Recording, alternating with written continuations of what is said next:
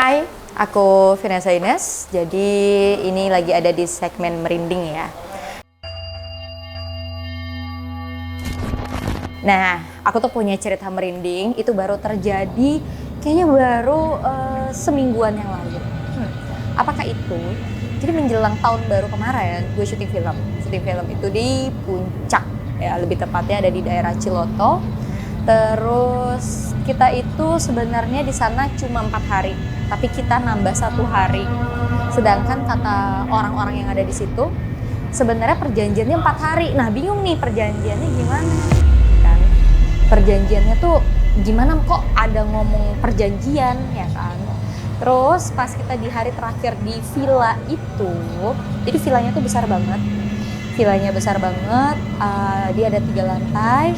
Lantai yang pertama itu luasnya banget dan itu udah nggak pernah dihuni lagi selama 10 tahun. Itu. Jadi pas dikasih tahu kita syuting di villa itu kok agak deg-deg ser ya, kok aneh ya gitu. Kejadian pertamanya adalah gue punya telco itu lagi ngobrol sama make up.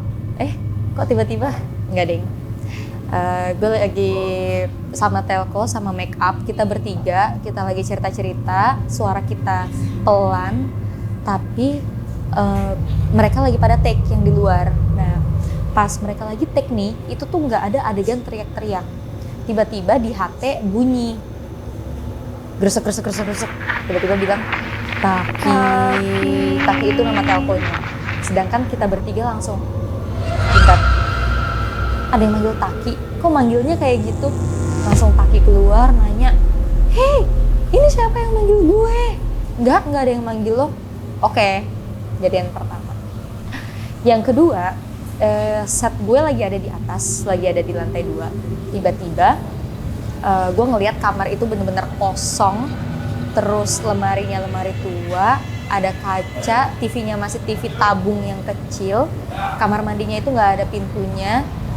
Gue cuma berdua sama telco gue bilang, Kak, gue ngambil bangku dulu ya ke bawah.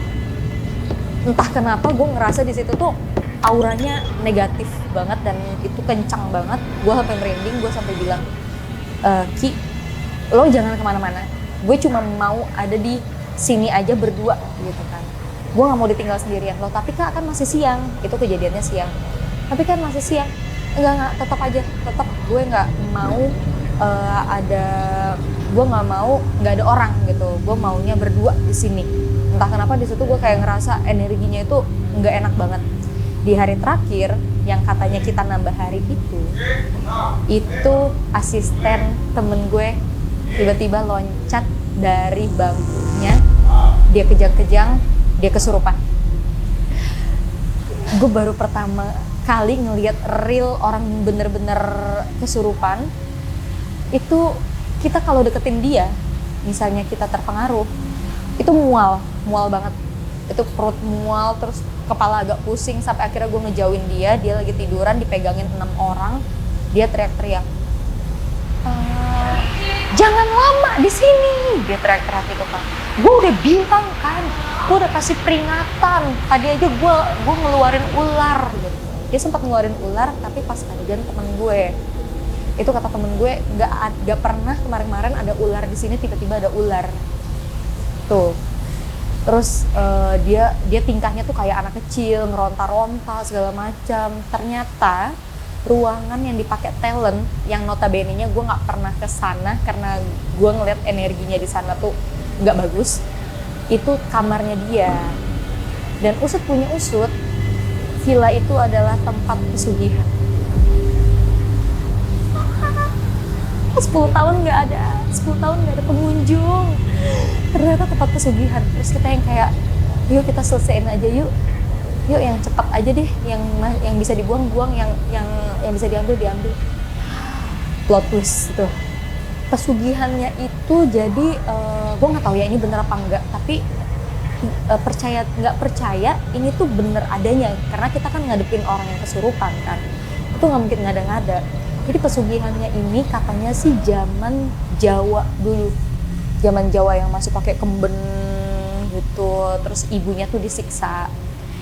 Jadi di situ ada ibu, bapak, anak. ibunya disiksa, anaknya ngeliat nangis-nangis sampai akhirnya semuanya pada mati di situ dan terkurung. Nah, kalau firasat gue sih kayaknya yang melihara mereka ini nggak pernah ke villa itu untuk ngasih makan. Jadi karena ada di satu kejadian dia bilangnya kayak mau cari tumbal gitu loh. Biasanya kan kayak gitu ya, yang percaya nggak percaya ya, katanya kan harus ada tumbal, persembahan gitu. Kesannya sih ya sebenarnya mereka nggak akan mau ganggu sih kalau kita tuh beneran kayak 4 hari syuting. Ini nambah, udah itu dia bisa ngitung lagi kan, nambahnya sehari. Akhirnya yang tadinya gue masih ada 1 scene, itu gue gak diadain. Dan itu semuanya melek, kita semuanya melek begini kan. Ngeri nih soalnya. Tapi asistennya teman gue ini, dia diamanin di ruangan lain. Dan gak boleh pergi dari villa itu sebelum jam 5 subuh. Setelah jam 5 subuh baru boleh balik. Karena takutnya nempel. Sampai rumah aman ya, ngantuk doang sih karena nggak tidur. Tapi itu kayak the most of the plot twist. Dia bilang ini rumah pesugihan, terus yang di atas itu penghuninya lain, kok bisa? Itu pengalaman pertama. Oke, thank you banget udah mau dengerin cerita gue. Ternyata plot twistnya seperti itu ya. Ya mudah-mudahan jangan sampai ada terjadi lagi karena itu vibe-nya nggak enak banget.